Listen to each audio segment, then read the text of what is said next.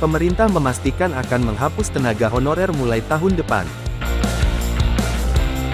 Hal ini sejalan dengan peraturan pemerintah PP 49/2018 tentang manajemen pegawai pemerintah dengan perjanjian kerja.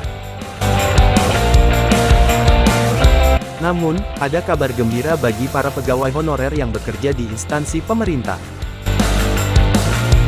Tak lain adalah rencana pengangkatan menjadi pegawai negeri sipil (PNS). Dalam aturan tentang manajemen pegawai pemerintah dengan perjanjian kerja itu, disebutkan bahwa pegawai non-PNS di instansi pemerintahan dapat melaksanakan tugas paling lama hingga 2023 mendatang. Adapun tenaga honorer bisa menjadi PNS jika memenuhi aturan mengenai syarat tenaga honorer yang hendak menjadi CPNS terdapat dalam PP 48/2005. A. Bahwa untuk kelancaran pelaksanaan sebagian tugas-tugas pemerintahan dan pembangunan, terdapat pejabat instansi pemerintah mengangkat tenaga tertentu sebagai tenaga honorer.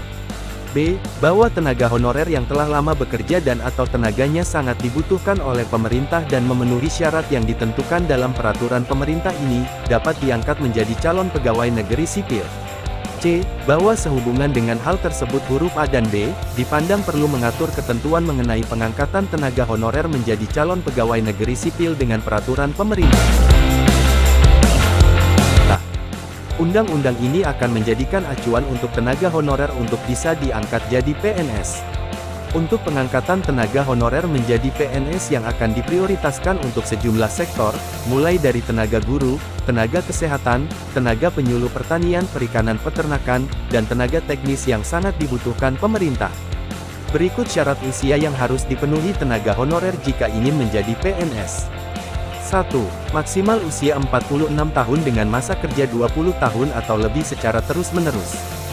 2. Maksimal usia 46 tahun dan punya masa kerja 10-20 tahun secara terus-menerus. 3. Maksimal usia 40 tahun dan punya masa kerja 5-10 tahun secara terus-menerus.